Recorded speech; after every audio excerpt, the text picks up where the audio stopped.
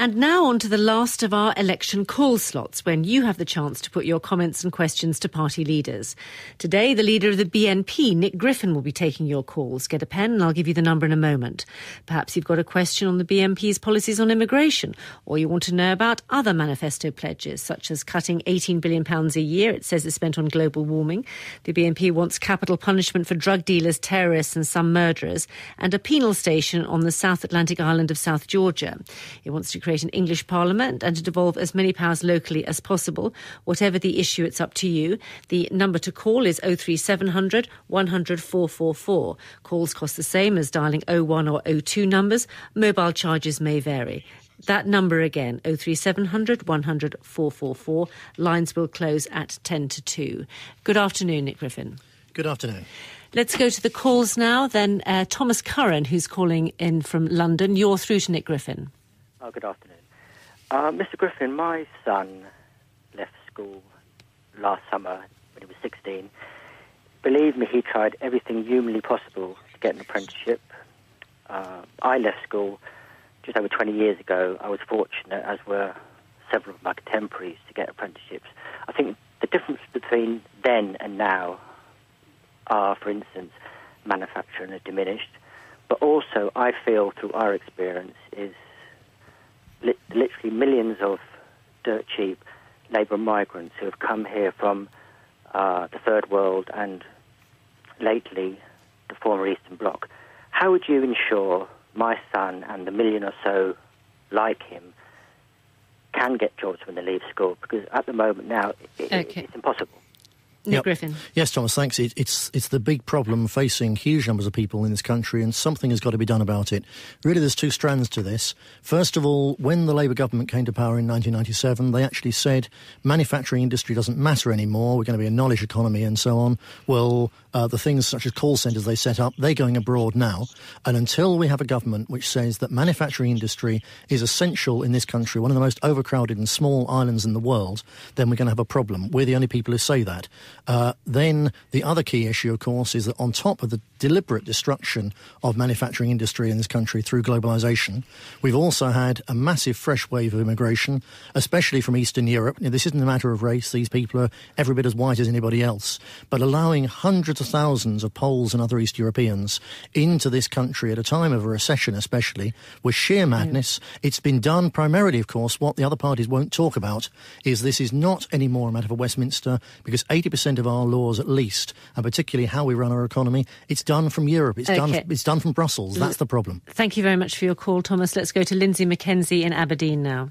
Hi, hello. I'm just wondering how feasible it would be to remove the staunchly quoted 2 million illegal immigrants from the UK.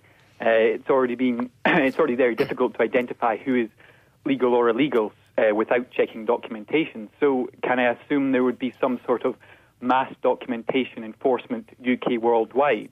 And do you have figures for costs, the time, and the privacy infringements that would be necessary for something of this magnitude? And on the back of this, I'm also wondering if you have any idea of the costs, the estimated time, and the privacy infringements, say like family history records and such, that would be necessary for, as your manifesto states, to keep this mythological indigenous Brit as the majority. Well, I think it's a serious problem that, huge numbers of British people are desperately worried about, illegal immigration in particular, and the law needs to be enforced. These people, if they're in this country illegally, then, to use Chris Hoon's phrase earlier on this programme, they should be deported. As to how we're going to find them, I think, in a way, it certainly doesn't need ID cards or things like that. ID cards, I think, are fundamentally creepy aspects of a surveillance state that we do not want. I think what it needs most of all with illegal immigrants, self-evidently, they're either living here at taxpayers' expense or they're working on the black economy. So if they cannot get benefits, if they're illegal, and if we have huge fines for employers using illegal workers, then once they find after a few weeks that it's not Soft Touch Britain anymore, I think a lot of them will simply go to somewhere else in the world that is. So I think that would solve a lot of the problem. But you're right, there is a problem in the way the Labour Party has lost control of our borders so drastically that it's a huge issue for the public to get their minds around and for us to deal with. Lindsay. Well, I didn't expect I I don't think that really answered the question. I mean, the idea that, as I already said, it's very difficult to identify legal or illegal immigrants in the UK, and I know that perhaps isn't the problem, Nick Griffin's problem, but this is a programme for him. I think that the idea to claim that you can simply remove 2 million illegal immigrants, just a number like that is just it's unfeasible and unrealistic, and I just think it's another part of the BNP's populist rhetoric that is just unenforceable and just illogical. But Lindsay, surely we can't just give up and say, well, because a lot of people have broken the law, we'll let them break the law, we'll let more people break the law. Those 2 million or so illegal immigrants are placing an intolerable burden on the taxpayers of this country of all colours, on our health service, on our housing, on our transport system. It's a problem which politicians have to be brave enough to address, and it has to be dealt with. And most of all, this is a democracy, and the majority of British people want this issue addressed. So it's up to us politicians to do it for them. OK, thank you very much indeed for calling, Lindsay. To Cardiff now and to Abigail Maxwell. Hello, Mr. Griffin. Hello. Oldham Council is reorganising its schools to get a more even racial mix of pupils. And they're doing this to reduce racial tension. I have two questions for you. The first is, do you think reducing racial tension is a good thing? And the second is, do you think this policy of the Oldham Council is a better way of reducing racial tension than sending third-generation British people to a foreign country?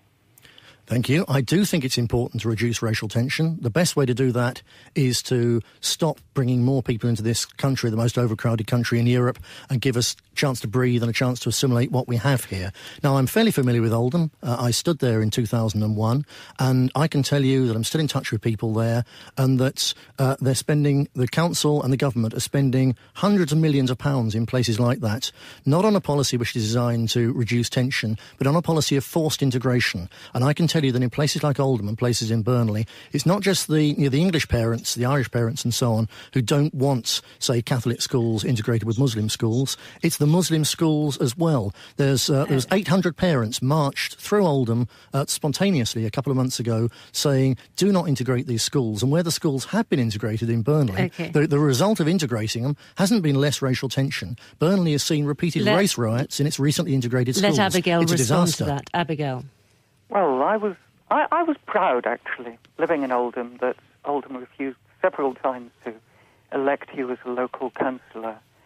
And reducing racial tension means happier, safer people, even less likely to vote for you.